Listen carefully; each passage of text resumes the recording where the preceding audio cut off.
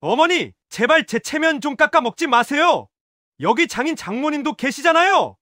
아들의 날선 목소리가 풍성해야 할 추석 명절상 앞에서 저를 얼어붙게 만들었습니다.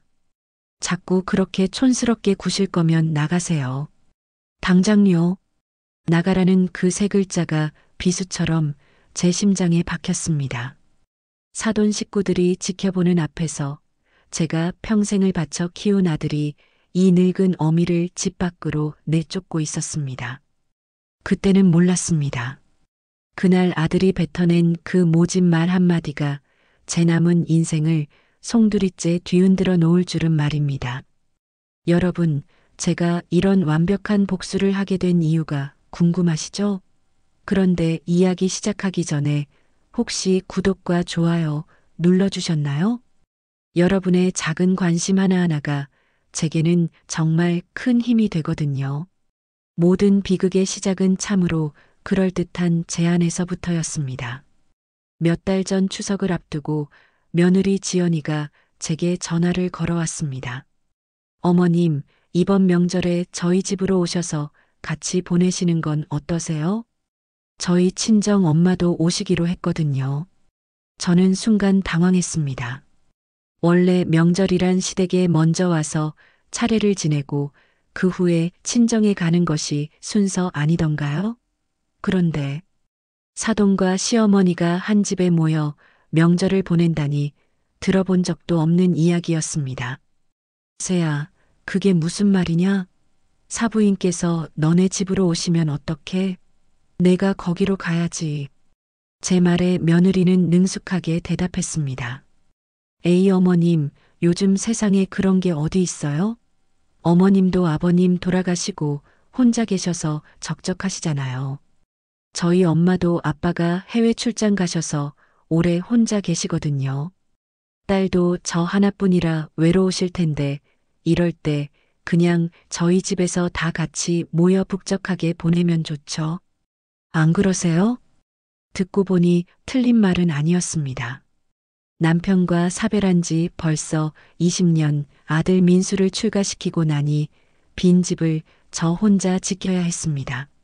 하나 있는 딸은 호주 사람과 결혼해 시드니에 사니 명절에 얼굴 보기는 하늘의 별 따기였습니다. 사돈 역시 판사인 며느리가 외동딸이라 사부인도 명절이면 외롭기는 마찬가지일 터였습니다. 며느리의 제안은 양가 어른을 모두 배려하는 참으로 기특하고 합리적인 생각처럼 들렸습니다. 무엇보다 아들 얼굴이라도 뜯어볼 수 있다는 생각에 저는 마지못해 고개를 끄덕였습니다. 그렇게 시작된 합동 명절은 올해로 3번째였습니다. 하지만 그럴듯한 명분 뒤에 숨겨진 진실을 깨닫는 데는 그리 오랜 시간이 걸리지 않았습니다. 그 자리는 결코 평등한 자리가 아니었습니다. 그곳에서 저는 시어머니가 아니라 며느리 친정 식구들의 명절 준비를 돕는 외부인 혹은 있으나 만화 한 부품 같은 존재일 뿐이었습니다. 추석을 앞둔 수요일, 저는 어김없이 아들네 집으로 향했습니다. 새벽부터 일어나 끓인 육수와 정성껏 다듬은 나물들, 직접 짠 고소한 들기름까지 바리바리 싸들었습니다. 하지만 현관문을 열어준 며느리는 제 손에 들린 보따리를 보고 탐탁지 않은 표정을 지었습니다. 어머님, 또 이런 걸 다 싸오셨어요. 백화점 가면 다 파는데 그냥 몸만 오시라니까요. 서운한 마음이 들었지만 애써 감췄습니다. 부엌에 들어서자 이미 안주인처럼 자리를 잡고 있는 사부인이 저를 흘깃 쳐다봤습니다. 사부인, 이제 오셨네. 우리는 벌써 동그랑땡 반죽 다 끝냈는데. 죄송합니다. 사부인, 버스가 늦게 와서요. 저는 죄인처럼 고개를 숙이고 부엌 한편에 자리를 잡았습니다. 그날부터 저는 꼬박 이틀간 부엌대기가 되어야 했습니다. 사부인은 소파에 앉아 며느리와 이야기꽃을 피우며 제게 이래라 저래라 지시만 내렸습니다. 사부인, 튀김 기름도 좀 봐주세요. 사부인, 갈비찜 간이 싱거운 것 같네요.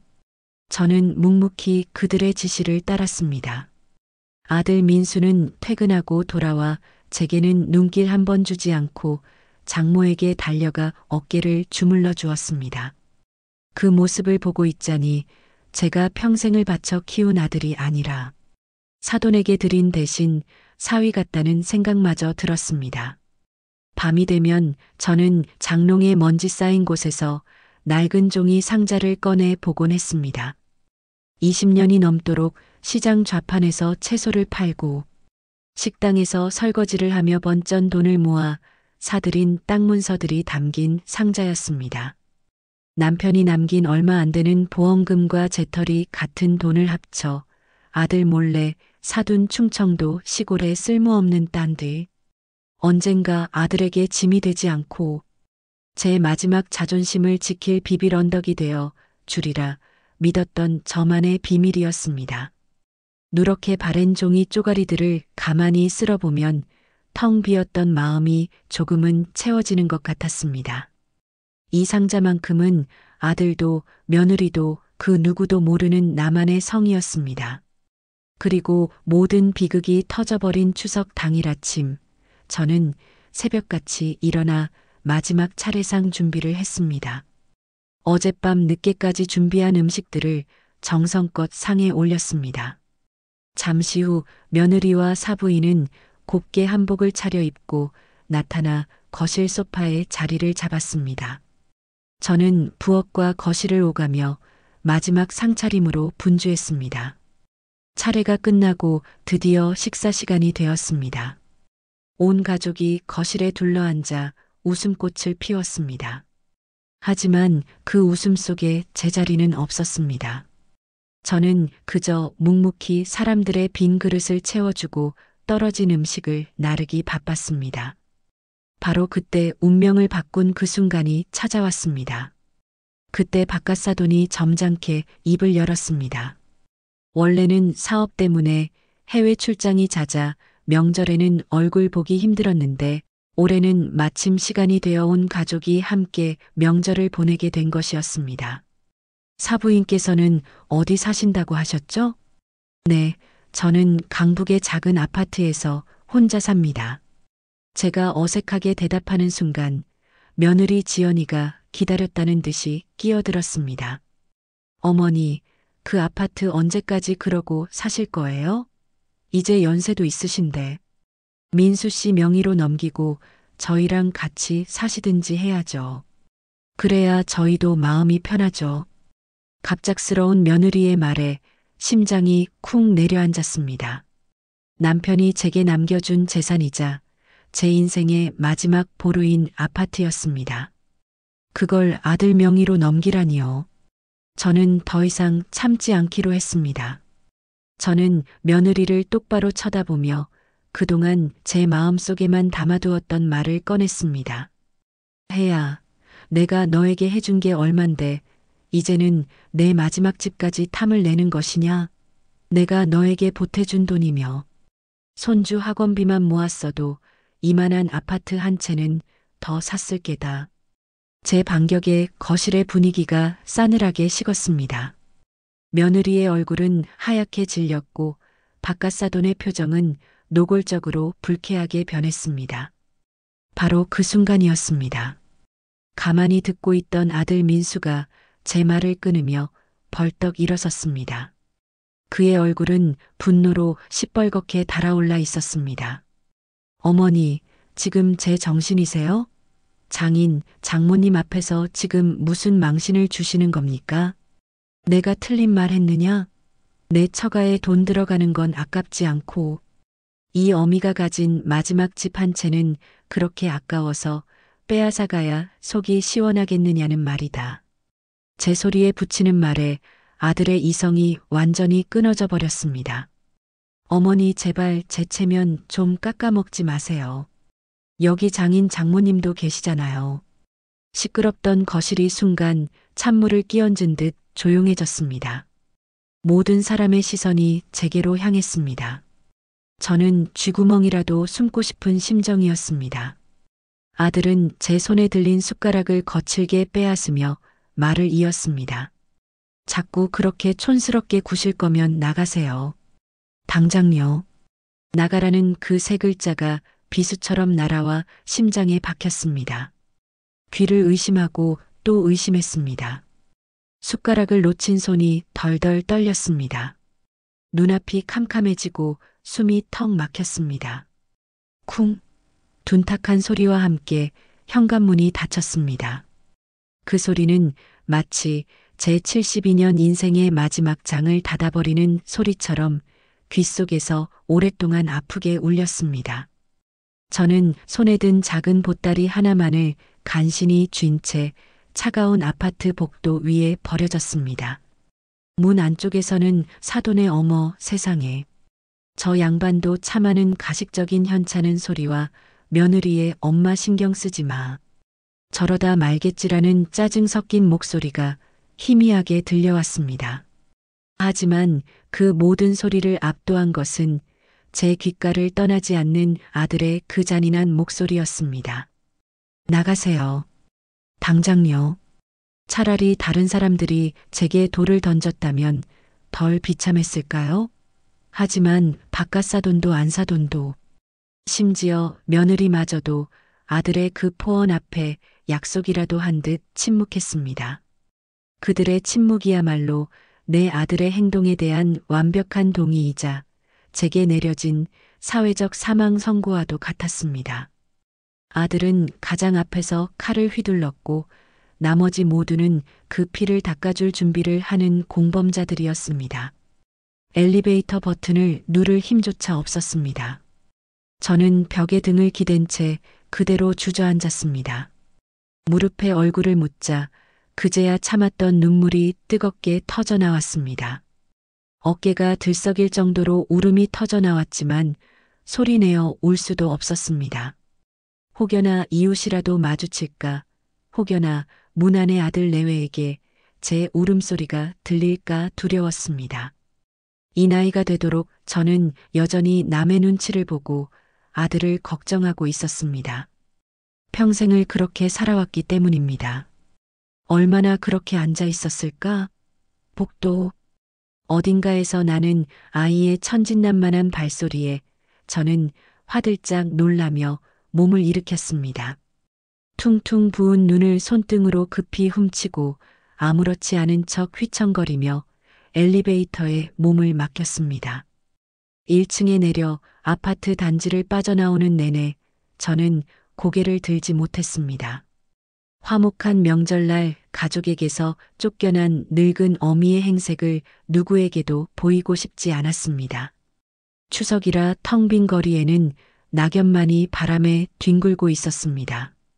집집마다 새어나오는 불빛과 아이들의 웃음소리가 오늘따라 유난히 제 가슴을 날카롭게 후벼 팠습니다. 그 불빛 아래 누군가는 부모님께 용돈을 드리고 누군가는 자식의 재롱에 웃음 짓고 있을 터였습니다. 그러나 제게는 돌아갈 집도 기다려줄 가족도 없었습니다. 정신을 차려보니 저는 어느새 제 집이 있는 낡은 아파트 단지 앞에 우두커니 서 있었습니다. 하지만 차마 안으로 들어갈 수가 없었습니다. 불 꺼진 아파트는 텅 비고 궤적한 제 마음처럼 흉물스럽기만 느껴졌습니다. 남편과 사별하고 자식들을 모두 출가시킨 뒤 저 혼자 외롭게 지켜온 작은 성. 그곳은 제게 유일한 안식처였지만 이제는 아들이 던진 그 모진 말 때문에 돌아가고 싶지 않은 상처의 공간이 되어버렸습니다. 그 아파트 명의나 넘기고 나가세요. 아들의 목소리가 환청처럼 귓가를 맴돌아 숨이 턱 막혔습니다. 눈을 감자 아득한 과거의 기억들이 흑백 사진처럼 떠올랐습니다. 제 인생이 송두리째 흔들리기 시작한 것은 지금으로부터 20년 전이었습니다. 공사장에서 불의의 사고로 남편이 세상을 떠났을 때 아들 민수는 막 고등학교에 입학한 18살 소년이었습니다. 이미 20살을 넘겨 자기 앞가림을 하던 딸아이와는 달리 어린 아들은 온전히 제가 감당해야 할 몫이었습니다. 하늘이 무너지는 것 같았지만 저는 주저앉을 시간이 없었습니다. 딸아이는 곧 좋은 사람을 만나 호주로 시집을 갔고 집에는 저와 민수 둘만 남았습니다. 그때부터 제 인생의 무게중심은 온전히 아들에게로 쏠렸습니다. 생연아 아비 없는 자식이라고 기죽을까 매일 아침 교복을 빳빳하게 다려 입혔고 한창 먹성 좋을 나이에 배고플까봐 없는 살림에도 도시락 반찬만큼은 푸짐하게 싸주었습니다. 제 손톱 밑에는 늘 때가 끼어 있었지만 민수의 손톱은 언제나 단정하게 깎아주었습니다. 제 옷은 늘 시장에서 얻어온 낡은 옷이었지만 민수에게는 철마다 메이커 운동화를 사신겼습니다. 딸에게 못해준 모든 보상 심리가 제게 남은 유일한 희망인 아들에게로 향했던 것인지도 모릅니다. 그렇게 애지중지 키운 아들이 명문대를 졸업하고 대기업에 취직하고 어여쁜 판사, 며느리까지 얻었을 때 저는 세상을 다 얻은 것 같았습니다. 제가 못 배우고 가난하게 산 모든 한을 아들이 한꺼번에 풀어주는 것만 같았습니다. 그래서 더 열심히 일했습니다. 아들네 신혼집 대출금을 갚는데 한 푼이라도 보태주려고 하나뿐인 손주, 영어 유치원비라도 대주려고 허리가 휘도록 남의 집 청소를 했습니다. 제 통장에 찍히는 돈은 제 것이 아니었습니다. 모두 아들 가족을 위한 것이었습니다. 그런데 그 모든 희생의 대가가 고작 이것이라니. 체면 깎아먹지 마라, 촌스럽게 굴지 마라, 그리고 나가라는 말뿐이라니. 억울함에 심장이 터질 것 같았습니다. 밤이 깊어 저는 결국 찜질방을 찾았습니다. 베개가 축축하게 젖어 들어가는 것도 모른 채 저는 소리 없는 오열을 삼키며 낯선 사람들 틈에서 비참한 명절밤을 뜬 눈으로 지새워야 했습니다. 다음 날 아침 퉁퉁 부은 눈으로 찜질방을 나섰습니다. 멍하니 휴대폰을 켜보니 아들에게서 부재중 전화가 여러 통 와 있었습니다. 혹시나 정말 아주 작은 부스러기 같은 기대감에 심장이 철렁 내려앉았습니다. 어제 일은 술김의 한 실수였다고, 잘못했다고, 이 어미에게 용서를 빌려는 전화일지도 모른다고 생각했습니다. 저는 떨리는 손으로 아들에게 전화를 걸었습니다. 여보세요. 수화기 너머로 들려오는 아들의 목소리는 감정 한 점 섞이지 않은 무미건조한 쇳소리 같았습니다. 어머니, 어디세요? 어젯밤에 집에 안 들어오셨던데. 아들의 목소리에는 걱정이나 미안함은 조금도 묻어있지 않았습니다. 그저 사실을 확인하려는 사무적인 말투였습니다. 찜질방에서 잤다. 아니, 왜 거기서 주무세요? 제가 어제 한 말 때문에 그러세요? 어머니도 참 애들처럼 왜 그러세요? 아들의 말에 마지막 남은 기대마저 산산조각이 났습니다. 아들은 자신의 잘못을 전혀 뉘우치지 않고 있었습니다. 오히려 저를 쏙 좁고 유난스러운 늙은이로 몰아가고 있었습니다. 제가 어제 장인 장모님도 계시고 해서 좀 흥분해서 말이 심했던 건 맞아요. 하지만 어머니도 잘못하셨잖아요. 사돈댁 앞에서 그렇게 제 얼굴에 먹칠을 하시면 어떡해요? 그리고 그 아파트 어차피 나중에 저한테 물려주실 거잖아요. 그냥 미리 좀 주시면 안 되는 거예요? 기가 막히고 코가 막혔습니다. 아들의 관심은 오로지 제 아파트뿐이었습니다. 제 마음의 상처 따위는 안중에도 없었습니다. 됐다. 이제 그만 끊자. 더 이상 아들과 말을 섞고 싶지 않았습니다. 제 목소리가 차갑게 가라앉자 아들도 짜증이 폭발한 듯 쏘아붙였습니다. 어머니, 정말 이렇게 나오실 거예요? 좋아요. 마음대로 하세요. 대신 이제 저희 집에 오실 생각도 마시고 저한테 연락할 생각도 마세요. 저도 더 이상 어머니 자식 안 합니다. 뚜뚜뚜. 전화가 매정하게 끊겼습니다. 아들은 제게 일방적으로 절연을 선언했습니다. 심장이 쿵하고 아득한 나락으로 떨어지는 기분이었습니다. 평생을 바친 아들에게서 완벽하게 버림받은 것이었습니다. 허탈한 웃음이 터져 나왔습니다. 그래, 이제 정말 끝이구나. 내 인생은 여기서 끝이구나. 저는 목적지 없이 거리를 헤맸습니다. 발길이 닿는 대로 걷다 보니 어느새 제 근처에 있는 단골 부동산 앞에 닿았습니다. 20여 년 전 제게 충청도 땅을 소개해줬던 오랜 친구 조만호 씨가 운영하는 곳이었습니다. 명절이라 문을 닫았을 줄 알았는데 가게 안에는 환하게 불이 켜져 있었습니다. 조만호 씨가 몇몇 동네 사람들과 둘러앉아 막걸리 잔을 기울이고 있었습니다. 저는 차마 안으로 들어가지 못하고 가게 앞을 서성였습니다. 그때 가게 안에서 새어나오는 대화 소리가 닫힌 유리문을 뚫고 제 귓가에 날아와 박혔습니다. 조 사장, 이번에 충남역 신도시 개발 계획 발표되는 거 알지? 아주 대박이야. 대박? 거기 홍주, 예성 일대 땅값 지금 부르는 게 값이라며.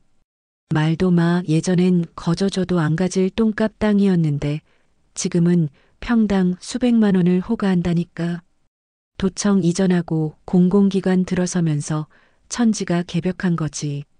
그때 땅 사둔 사람들은 지금 앉아서 돈벼락 맞은 거야. 충남역 신도시, 홍주, 예성? 제 심장이 갑자기 미친 듯이 요동치기 시작했습니다. 제가 20년 전에 사둔 땅이 바로 그곳, 충청남도 홍주와 예성에 걸쳐 있는 쓸모없는 야산과 논밭이었습니다. 그때는 허벌판에 인적도 드물어 시세보다 훨씬 싼 값에 살 수 있었습니다. 아들에게 말해봤자 그런 쓸모없는 땅을 왜 사냐고 타박할 게 뻔해 여태껏 비밀로 해왔던 땅이었습니다. 저는 홀린 듯이 가게 문을 열고 안으로 들어갔습니다. 저를 발견한 조만호 씨가 반갑게 맞이했습니다. 아이고, 수님이 아니야. 이게 얼마만이야. 명절은 잘 쐴 거야? 근데 얼굴이 왜 이렇게 반쪽이야? 저는 조만호 씨의 인사를 받는 둥 마는 둥 다급하게 물었습니다. 조 사장, 방금 그게 무슨 말이야? 충남역 신도시라니? 거기 개발되는 거 진짜야? 제 다급한 모습에 조만호 씨는 의아한 표정을 지었습니다. 너 아직도 그 소식 못 들었어? 뉴스에도 나오고 동네 난리도 아니었는데. 내가 사둔 그 땅, 바로 그 혁신도시 중심부야. 지금 개발 계획 거의 다 확정돼서 보상 절차 들어간다고 난리라고. 망치로 머리를 한 대 세게 얻어맞은 것 같은 충격이었습니다. 내가 20년간 묻어두었던 그 쓸모없던 땅이 이제는 금덩어리 땅이 되었다니. 조 사장, 그럼 내 땅 지금 얼마나 해? 떨리는 목소리로 묻자 조만호 씨는 주파나를 튕기듯 잠시 생각하더니 입을 열었습니다. 글쎄, 내가 가진 땅이 전부 합쳐서 몇 평이었더라? 내가 어림잡아도 최소 수십억은 훌쩍 넘을걸. 정확한 건 서류를 봐야 알겠지만 넌 이제 강북의 작은 아파트 할머니가 아니라 강남 빌딩주 부럽지 않은 땅 부자야. 이 사람아. 수십억? 제 평생 만져보지도 상상해보지도 못한 돈이었습니다. 시장에서 콩나물 한 줌 더 얻으려고 굽신거리고 평생 1,000원짜리 한 장 마음 편히 써보지 못했던 제 인생의 수십억이라니. 현실감이 느껴지지 않아 다리가 후들거렸습니다. 저는 조만호 씨에게 인사를 하는 둥 마는 둥 부동산을 빠져나왔습니다. 집으로 돌아온 저는 마치 처음 보는 물건을 다루듯 조심스럽게 장롱을 열었습니다. 그리고 그 위에 먼지가 뽀얗게 쌓인 낡은 종이 상자를 꺼냈습니다. 상자를 열자 세월의 흔적을 고스란히 간직한 누렇게 바랜 땅 문서들이 모습을 드러냈습니다. 한 장 한 장 땅 문서를 펼쳐보았습니다. 충청남도 홍주군 홍남읍, 예성군 삽천읍. 제가 사두었던 땅들의 주소가 선명하게 적혀 있었습니다. 그저 묻어두기만 했던 종이 쪼가리들이 이제는 제 인생을 구원할 수 있는 황금 티켓이 되어 눈앞에 있었습니다. 아들의 모진 말이 다시 귓가에 맴돌았습니다. 나가세요. 당장요. 며느리의 비웃음 섞인 얼굴이 떠올랐습니다. 어머님이 가진 게 뭐 있다고?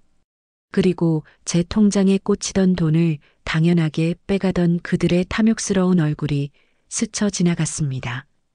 저는 땅 문서를 든 채 한참을 허공을 바라보았습니다. 서러움과 분노로 가득했던 제 마음에 차갑고 단단한 무언가가 자리 잡기 시작했습니다. 그것은 복수심이었습니다. 나를 멸시하고 내 마지막 자존심까지 짓밟고 헌신짝처럼 내쫓은 그들에게 내가 어떤 사람인지 똑똑히 보여주고 싶었습니다. 내가 가진 것이 아무것도 없다고 비웃었던 그들에게 그들이 놓친 것이 무엇인지 뼈저리게 후회하게 만들어주고 싶었습니다. 낡은 종이 상자, 그 안에서 20년 넘게 잠자고 있던 땅 문서들은 마치 지난 세월의 서러움을 먹고 자란 듯 누렇게 바래고 가장자리는 해져 있었습니다. 하지만 그날 밤 제 손에 들린 그 낡은 종이 쪼가리들은 더 이상 과거의 흔적이 아니었습니다. 그것은 제 미래를 뒤바꿀지도 모르는 하나의 거대한 가능성이 되어 제 심장을 두근거리게 만들었습니다. 밤새 저는 땅 문서를 손에 쥔 채 뜬 눈으로 밤을 새웠습니다. 혹시나 이 모든 것이 하룻밤의 꿈은 아닐까? 날이 밝으면 다시 비참한 현실로 돌아가는 것은 아닐까 두려웠습니다. 다음 날 동이 트자마자 저는 상자 안에 있던 모든 서류를 꼼꼼히 챙겼습니다. 등기권리증, 토지대장, 그리고 20여 년 전 조만호 씨와 함께 주고받았던 낡은 메모들까지 모든 것을 보자기에 꼼꼼히 싸서 품에 안고 저는 다시 조만호 씨의 부동산 사무실로 향했습니다. 어제와는 다른 발걸음이었습니다. 절망에 못 이겨 헤매던 걸음이 아니라 제 인생의 마지막 패를 확인하러 가는 비장한 걸음이었습니다. 아이고, 수님이 왔어. 어서 와, 앉아. 밤새 한숨도 못 잤지? 그 심정 내가 다 안다. 자, 어디 한번 보자. 내가 가진 보물들이 어떤 놈들인지. 저는 떨리는 손으로 보자기를 풀어 땅 문서들을 테이블 위에 펼쳐 놓았습니다. 조만호 씨는 돋보기 안경을 고쳤으며 서류들을 하나하나 꼼꼼히 살피기 시작했습니다. 그의 손가락이 서류 위를 오갈 때마다 제 심장은 쿵쿵 발밑까지 내려앉는 것 같았습니다. 홍주군 홍남읍대지, 예성군 읍내. 전부 합치니까 총만 2,000평이 넘는구나. 이야, 이 여자 보통 배포가 아니었네. 그때 내가 그냥 한번 던져본 소리였는데 이걸 진짜 이렇게 야금야금 모았을 줄이야. 조만호 씨는 혀를 내두르며 감탄했습니다. 그리고는 사무실 벽에 걸린 거대한 지도를 가리켰습니다. 충남역 신도시 개발 종합계획도라는 제목이 붙어 있는 지도였습니다. 알록달록한 색깔과 네모들로 가득한 지도는 제게는 그저 복잡한 그림처럼만 보였습니다. 순임아, 이리 와서 봐. 이게 지금 충남역 신도시 개발 계획도야. 여기가 도청 신청사가 들어오는 자리고 여기가 중심 상업지구고 그리고 이쪽이 주거단지야. 그런데 내 땅이 어디에 있냐면 조만호 씨의 굵은 손가락이 지도의 한가운데 가장 노른자 위로 보이는 붉은색 구역을 정확히 가리켰습니다. 바로 여기 중심 상업지구하고 아파트 단지가 들어서는 바로 그 한복판이야. 내 땅을 가로질러서 8차선 대로가 뚫리고 바로 옆에는 대형 쇼핑몰이 들어설 예정이라고. 이건 그냥 대박이 아니라 로또 중에서도 1등에 당첨된 거나 마찬가지라고.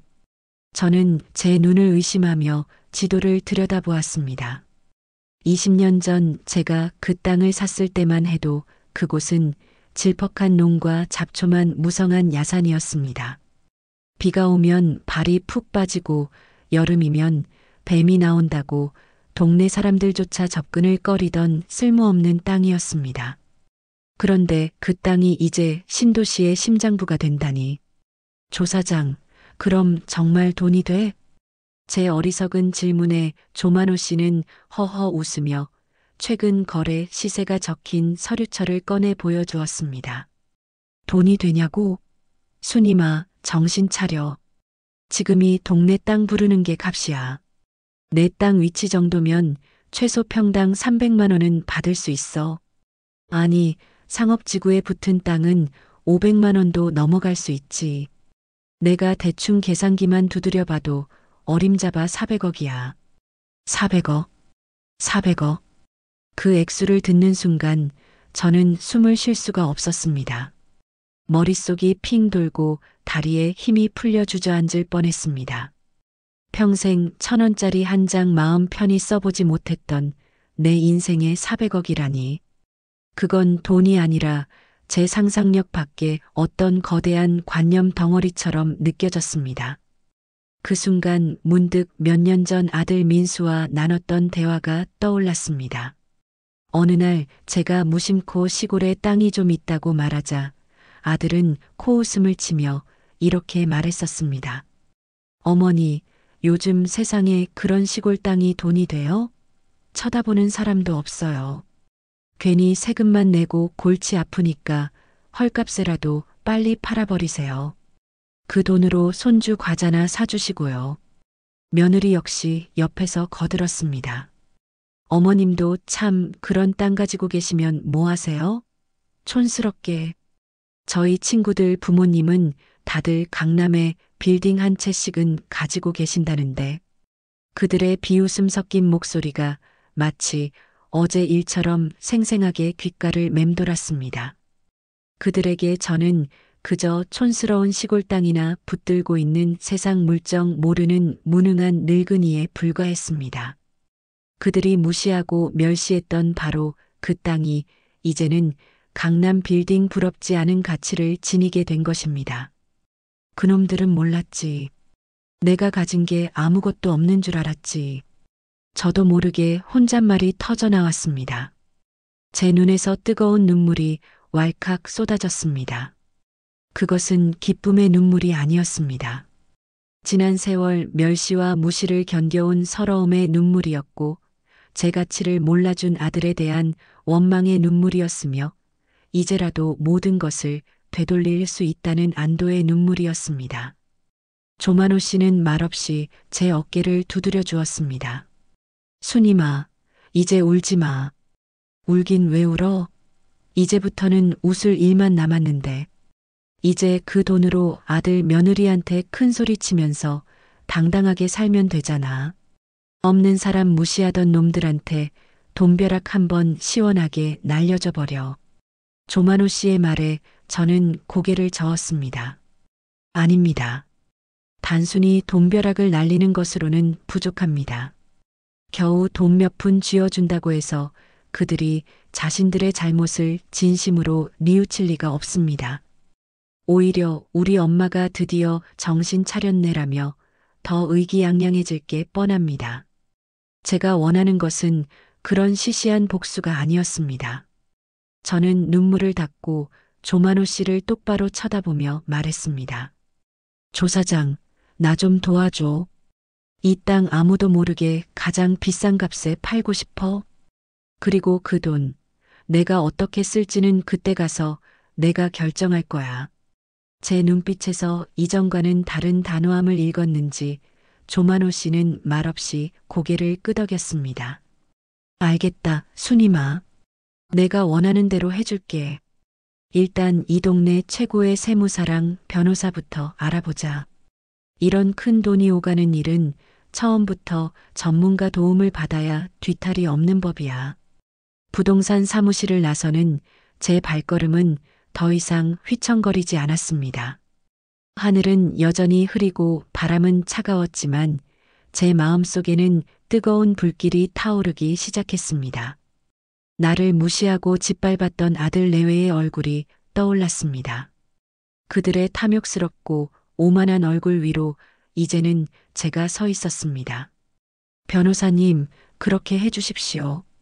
제 아들 박민수에게는 단 한 푼도 먼지 한 톨도 남기고 싶지 않습니다. 법이 허락하는 한 제가 가진 모든 것을 동원해서 그 아이의 기대를 완벽하게 부숴버리고 싶습니다. 제 단호한 말에 한 변호사의 입가에 희미한 미소가 번졌습니다. 알겠습니다, 어머님. 뜻대로 될 수 있도록 제가 가진 모든 법률 지식을 동원해 완벽한 계획을 세워드리겠습니다. 지금부터는 아무 걱정 마시고 저만 믿고 따라오시면 됩니다. 든든한 지원군을 얻은 기분이었습니다. 변호사 사무실을 나오는 제 발걸음은 날아갈 듯 가벼웠습니다. 하늘은 여전히 잿빛이었지만 제 눈에 비친 세상은 총천연색으로 빛나는 것만 같았습니다. 그날 저녁 저는 난생 처음으로 저 자신을 위해 돈을 썼습니다. 백화점에 들어가 가장 좋은 옷가게로 향했습니다. 늘 아들 옷, 손주 옷만 사봤지 제 옷을 사본 것은 수십 년 만에 처음이었습니다. 점원의 의아한 시선에도 아랑곳하지 않고 저는 가장 화사하고 품이 있어 보이는 투피스를 골라 입었습니다. 값비싼 옷이 날개라는 말이 맞는지 거울 속에 비친 제 모습은 더 이상 초라한 늙은이가 아니었습니다. 낯설지만 꽤 근사해 보이는 한 여인이 서 있었습니다. 새 옷을 입고 고급 미용실에 들러 단정하게 머리까지 손질하고 나니 해가 저물고 있었습니다. 집으로 돌아가기 위해 버스 정류장으로 향하는데 주머니 속 휴대폰이 요란하게 울렸습니다. 발신자는 내 아들 민수였습니다. 며칠 만에 걸려온 전화였습니다. 저는 잠시 망설이다 이내 차분한 마음으로 전화를 받았습니다. 이제 더 이상 아들의 전화에 가슴 조일 필요가 없었으니까요. 여보세요. 어머니, 어디세요? 지금 제가 몇 번이나 전화를 했는데 왜 안 받으세요? 수화기 넘어 아들의 목소리는 다급해 보였습니다. 하지만 그 안에는 걱정이 아닌 짜증이 섞여 있었습니다. 왜 전화했느냐? 제 차가운 목소리에 아들은 잠시 당황한 듯 말을 잇지 못했습니다. 아니, 어머니 아직도 화나셨어요? 제가 그날은 정말 죽을 죄를 지었습니다. 장인 장모님 앞에서 제가 잠시 이성을 잃었나 봅니다. 제발 노여움 푸세요. 네, 가증스러운 목소리였습니다. 며칠 전까지 절연을 선언하던 그 목소리와는 완전히 다른 굽실한 목소리. 저는 그 짧은 며칠 사이에 아들에게 무슨 심경의 변화가 있었는지 단번에 짐작할 수 있었습니다. 아마도 아파트 명의를 제 뜻대로 넘겨받기 위해서는 일단 고개를 숙이고 들어오는 편이 낫다고 판단했을 터였습니다. 지금 집 앞이다. 할 말 있으면 와라. 저는 짧게 대답하고 전화를 끊었습니다. 그리고는 아파트 현관 벤치에 앉아 아들을 기다렸습니다. 잠시 후 아들의 고급 세단이 쏜살같이 달려와 벤치 앞에 멈춰섰습니다. 차에서 내린 아들은 제 모습을 보고는 잠시 눈이 휘둥그레졌습니다. 늘 후줄근한 시장 옷만 입던 제가 머리부터 발끝까지 말끔하게 차려입고 있으니 놀랄 만도 했습니다. 어머니, 이게 다 무슨... 어디 좋은 데 다녀오세요? 아들은 어색하게 웃으며 제 옆에 앉았습니다. 그리고는 품에서 작은 과일 바구니를 꺼내 제게 내밀었습니다. 어머니, 이거 좋아하시잖아요. 제가 잘못했습니다. 다신 안 그럴게요. 그러니 제발 화 푸시고 예전처럼 웃어주세요. 어머니가 그렇게 정색하고 계시니 제가 잠을 잘 수가 없어요. 아들은 제 손을 잡으며 애처로운 표정을 지었습니다. 하지만 그 눈빛 어디에도 진심 어린 뉘우침은 보이지 않았습니다. 그저 자신이 원하는 것을 얻기 위해 연기를 하는 삼류 배우의 눈빛. 그 눈빛 속에서 저는 오직 아파트와 돈에 대한 탐욕만을 읽을 수 있었습니다. 저는 아들의 손을 조용히 뿌리쳤습니다. 민수야, 내가 왜 화났는지 정말 모르는 거냐? 제 질문에 아들은 기다렸다는 듯 대답했습니다. 알죠, 어머니. 제가 사돈댁 앞에서 어머니께 큰 소리 친 거, 그게 잘못이었죠. 제가 경솔했습니다. 다신 안 그럴게요. 그러니 이제 그만. 아니, 넌 틀렸다. 저는 아들의 말을 단호하게 끊었습니다. 내가 사돈댁 앞에서 너에게 소리친 건 내 분노의 전부가 아니야. 그건 내가 평생 너를 어떻게 생각해 왔는지를 보여준 아주 작은 일부일 뿐이지. 너는 평생 나를 너의 체면을 깎아먹는 촌스러운 늙은이로, 너의 성공의 걸림돌이 되는 귀찮은 존재로 여겨왔다. 안 그러냐? 제 전곡을 찌르는 말에 아들의 얼굴이 하얗게 굳어졌습니다.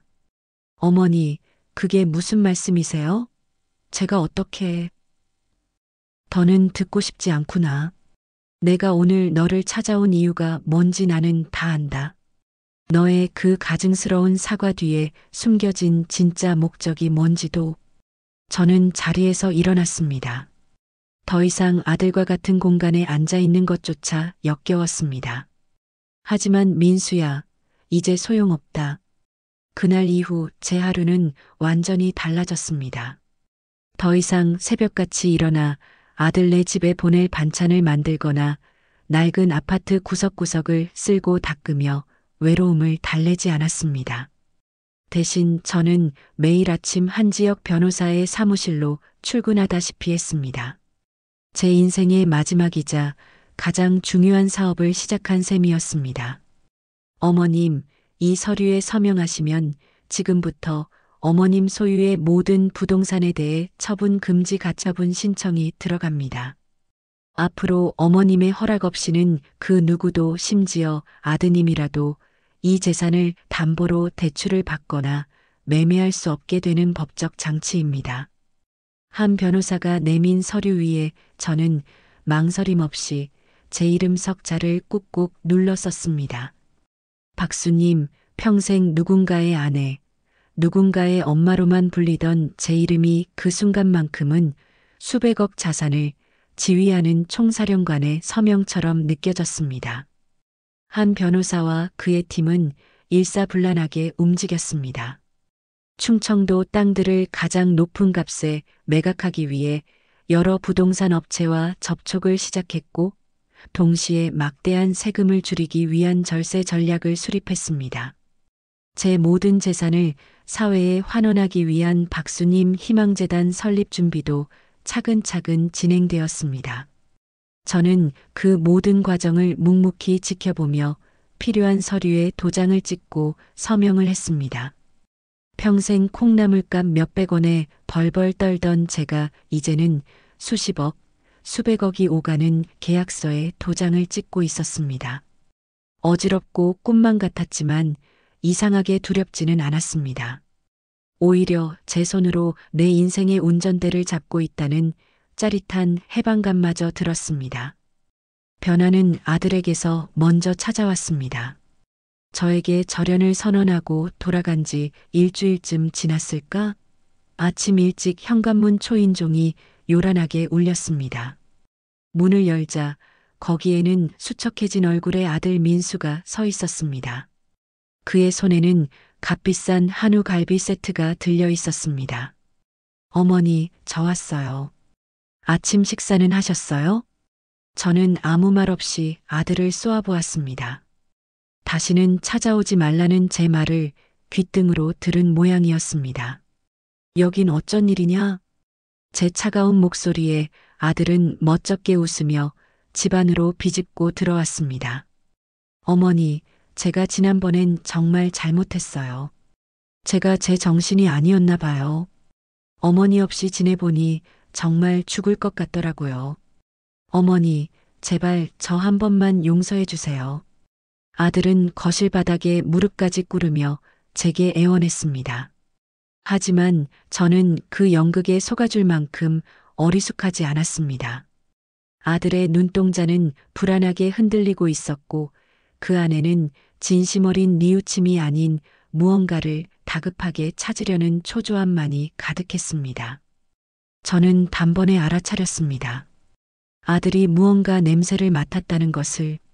아니나 다를까 그날 이후 아들의 효도는 눈물겨울 정도로 지극해졌습니다.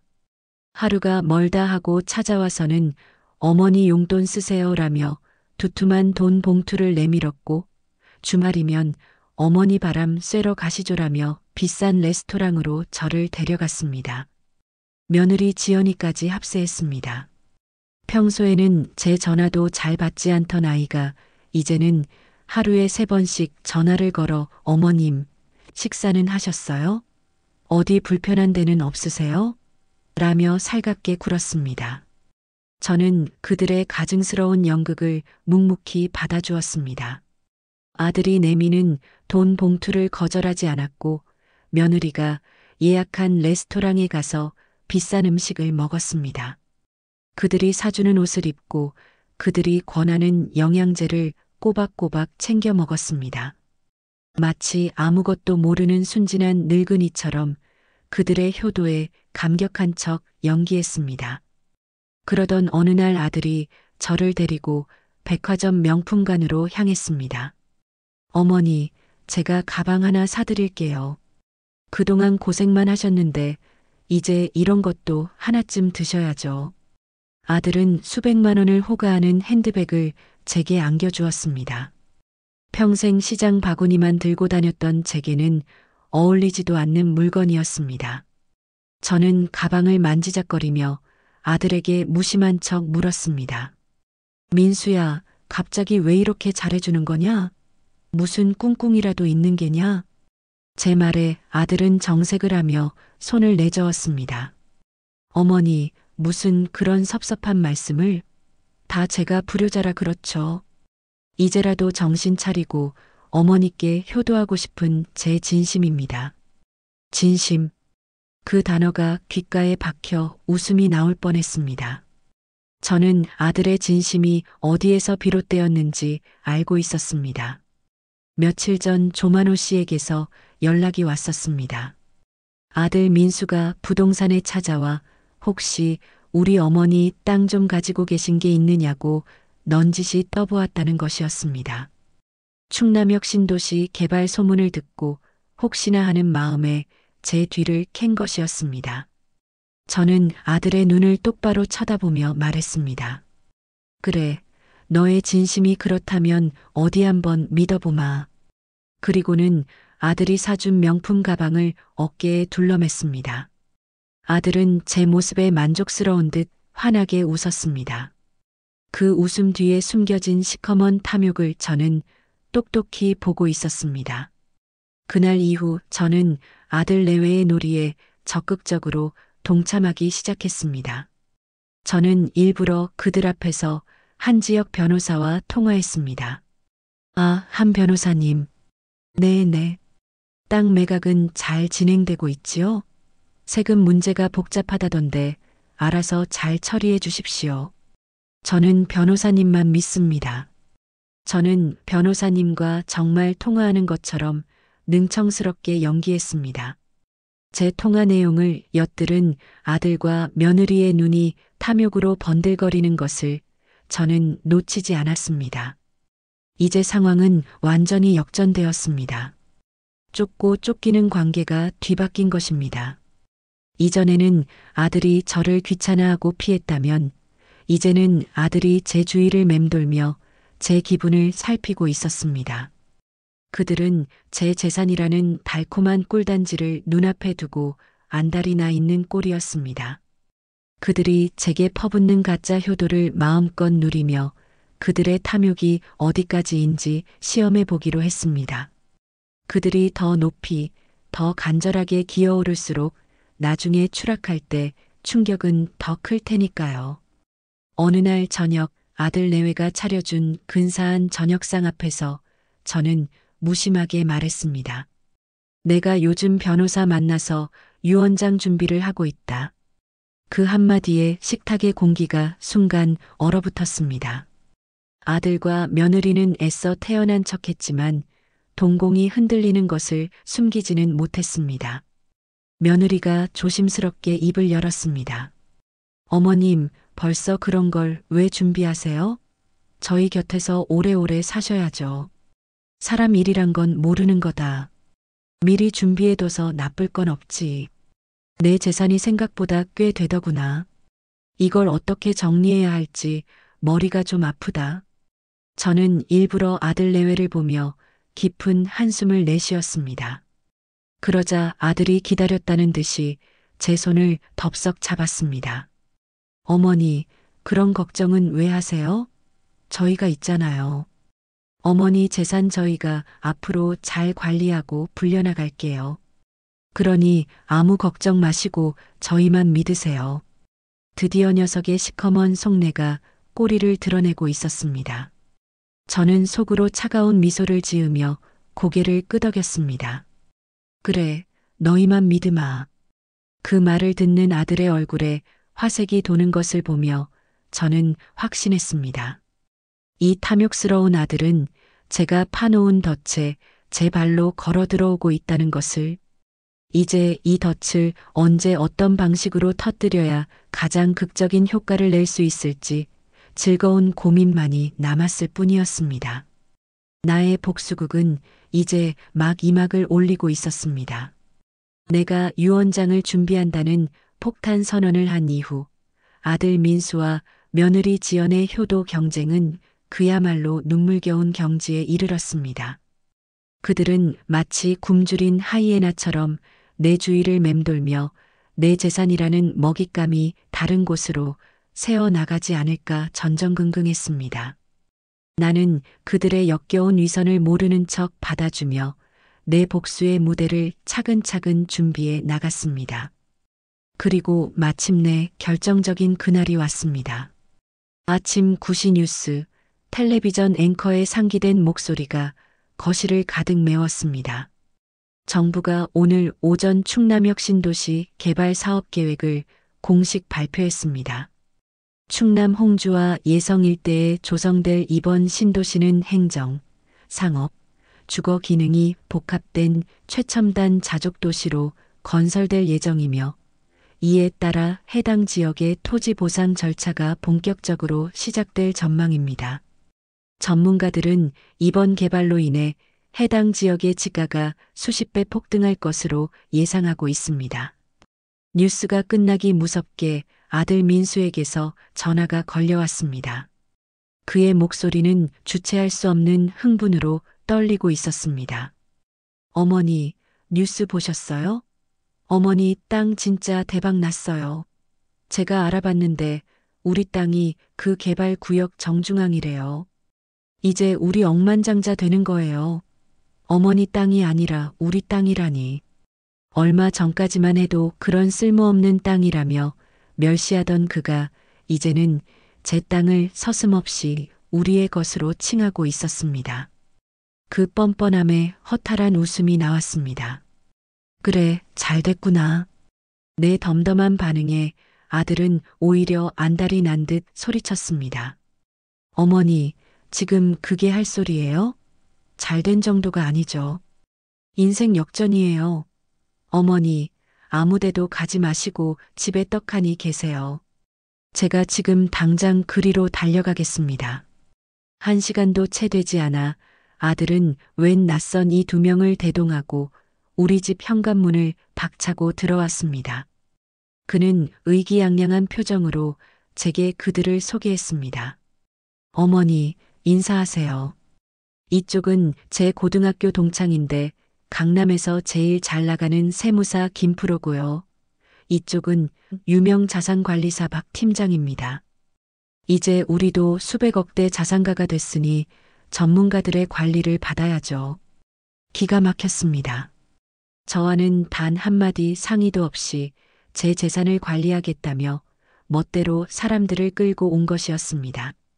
마치 자신이 이 모든 재산의 주인이라도 되는 것처럼 행동하는 아들의 오만함에 치가 떨렸습니다. 세무사라는 자는 서류 가방에서 계산기를 꺼내 보상금과 세금을 계산하기 시작했고 자산관리사라는 자는 강남에 어떤 빌딩을 사는 것이 좋은지 떠들어대기 시작했습니다. 저는 그들의 경박한 소란을 묵묵히 지켜보았습니다. 그리고는 조용히 입을 열었습니다. 민수야, 너가 알아서 다 한다니 내 마음이 놓이는구나. 나는 이런 복잡한 건 잘 모르니 너희 똑똑한 사람들이 알아서 다 처리해다오. 내 말에 아들의 얼굴에 희색이 만면했습니다. 역시 우리 엄마는 순진해서 속이기 쉽다고 생각했겠지요. 아들은 제 손을 덥석 잡으며 외쳤습니다. 걱정 마세요, 어머니. 이 아들만 믿으세요.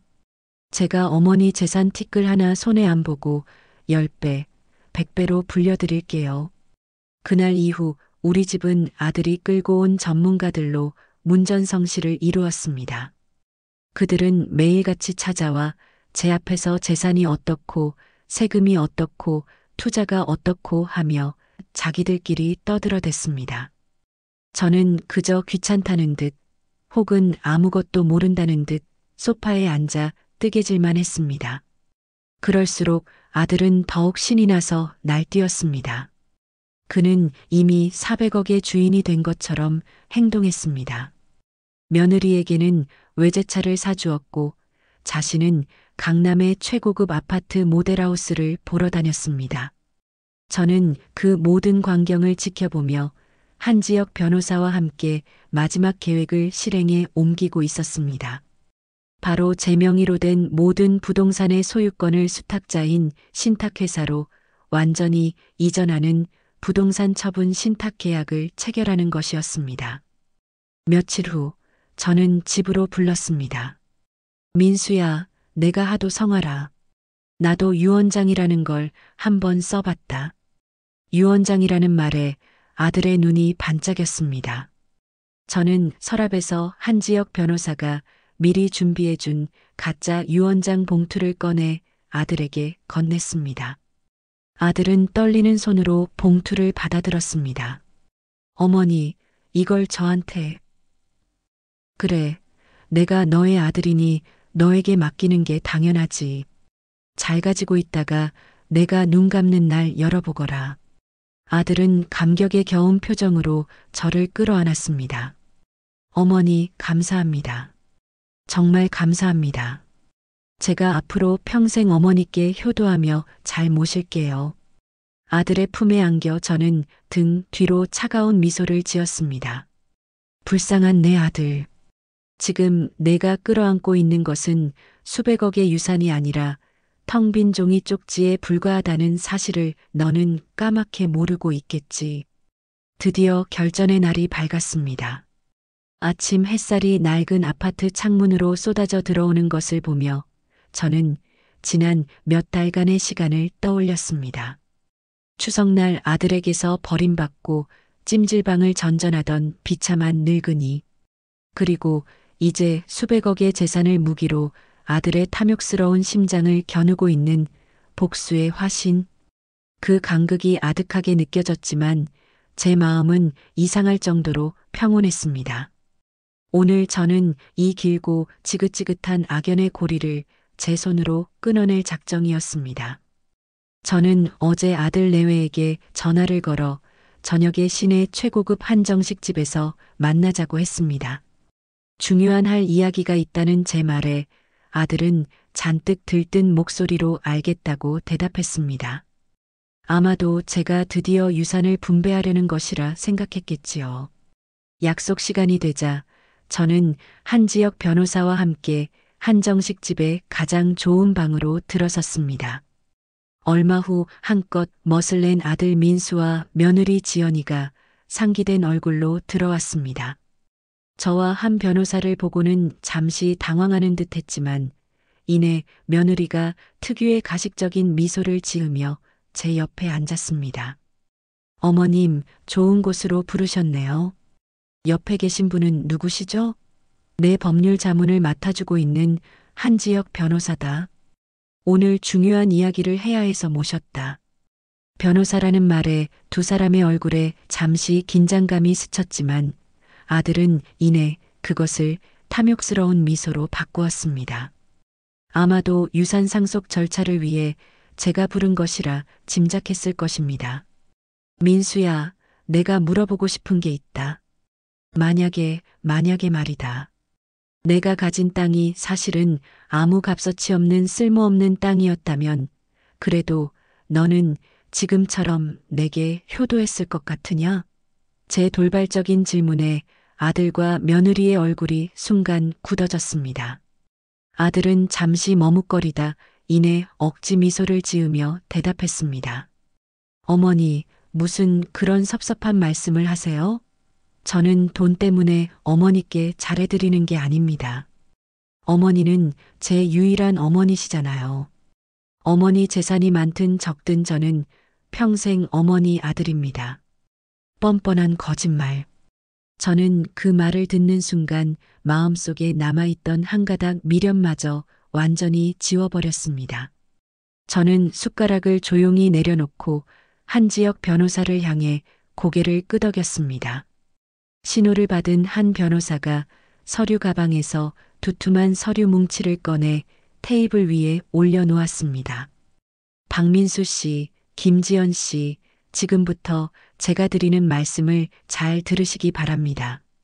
한 변호사의 차갑고 단호한 목소리에 두 사람의 얼굴에서 미소가 사라졌습니다. 현재 박수님 여사님 명의로 된 충남 홍주 및 예성 일대의 모든 토지와 현재 거주 중이신 강북 아파트의 소유권은 지난달 15일 자로 대한신탁에 전부 이전되었습니다. 이것은 그 신탁 계약서 원본입니다. 신탁이라는 말에 아들과 며느리는 서로의 얼굴만 쳐다볼 뿐 그 의미를 이해하지 못하는 듯 했습니다.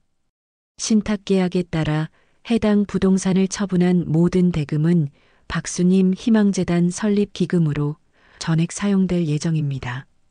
박수님 여사님께서는 평생 자신처럼 소외되고 가난한 노인들을 돕는데 모든 재산을 사용하기로 결정하셨습니다. 재단, 기부라고, 그걸 다. 아들의 목소리가 절망으로 갈라졌습니다. 저는 그런 아들을 가만히 바라보며 품에서 하얀 봉투 하나를 꺼내 테이블 위로 밀었습니다. 너의 몫도 물론 남겨두었지. 내가 그토록 원하던 유산이다. 아들은 홀린 듯이 봉투를 열었습니다. 그리고 그 안에 든 것을 확인하는 순간 그의 얼굴은 절망을 넘어선 경악으로 일그러졌습니다. 봉투 안에는 빳빳한 5만 원짜리 지폐 20장, 정확히 100만 원이 들어 있었습니다. 이게 뭐예요? 어머니? 저는 싸늘한 목소리로 대답했습니다. 너의 효심의 가치다. 그리고 어미의 마지막 도리를 저버린 아들에게 이 어미가 내리는 마지막 판결이다. 어머니, 제발이요. 제가 잘못했어요. 제가 정말 죽을 죄를 지었어요. 아들은 그제야 제 앞에 무릎을 꿇고 통곡하며 빌기 시작했습니다. 하지만 이미 늦었습니다. 저는 자리에서 일어났습니다. 다시는 내 앞에 나타나지 마라. 그리고 똑똑히 기억해라. 너는 오늘 돈을 잃은 게 아니야. 평생을 너 하나만 보고 살아온 너의 어미를 내 스스로 내다버린 것이다. 며칠 후 저는 한지혁 변호사가 마련한 기자회견장에 섰습니다. 박수님 희망재단 출범식. 제 이름 석자가 걸린 현수막 앞에서 수많은 카메라 플래시가 터졌습니다. 저는 평생 입어본 적 없는 고운 한복을 차려입고 마이크 앞에 섰습니다. 저는 평생 가난하게 살았습니다. 시장 좌판에서 채소를 팔고 남의 집 식당에서 설거지를 하며 자식 하나만을 바라보고 살았습니다. 제게 돈이란 그저 아들의 성공을 위한 발판이자 제 노후를 기댈 최소한의 보험이었습니다. 하지만 저는 인생의 가장 중요한 순간에 깨달았습니다. 돈이 사람을 구원하지 못한다는 것을, 진정한 가치는 돈이 아니라 사람의 마음에 있다는 것을 말입니다. 그래서 저는 결심했습니다.